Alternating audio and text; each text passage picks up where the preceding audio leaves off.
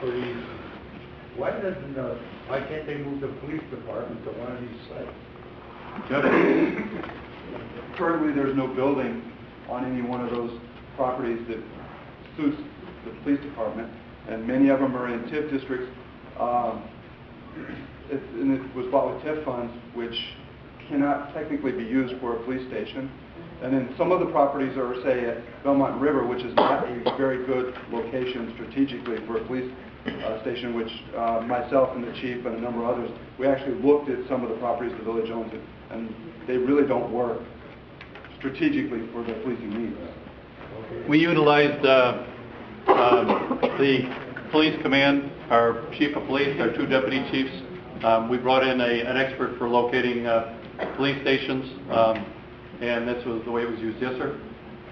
You made reference to the police station and the asbestos problem. Did anybody ever think to look at the stimulus packages that are being offered by the federal government, the American Recovery and Reinvestment Act?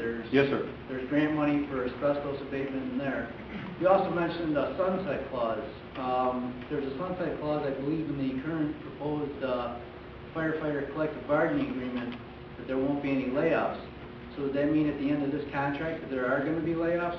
At the end of the contract ending, 3 years from now? The proposed, yeah. 3 years from now, I don't even know if I'm going to be here. So I don't know. You mean you want to guarantee beyond the 3 years of no layoffs? Oh, yeah, I'm just asking. I don't think I can make that promise right now. Okay, and then, you know, at the last meeting you made reference to mutual aid, and we heard from the woman over there about how mutual aid response times weren't acceptable. You know, mutual aid is a give and take, so at the same time that we're going to be relying on other communities are relying on Franklin Park.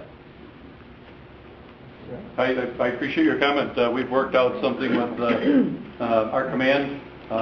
We're hoping that the union approves the contract that will be voted on Monday night. I appreciate your comment.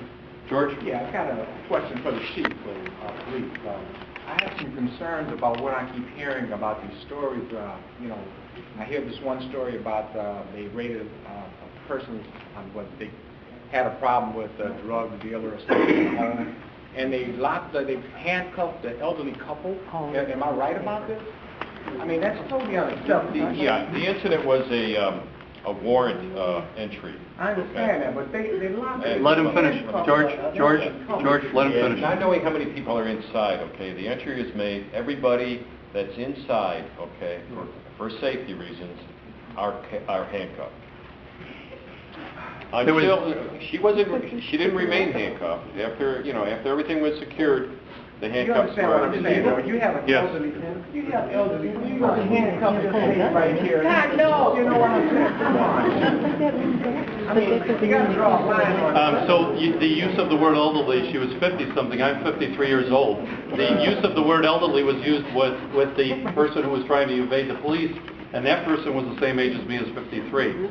But the people on Hawthorne have been experiencing this drug-dealing house for years. And we had a dozen people come out of their houses and applaud the policeman for going in. And you know what?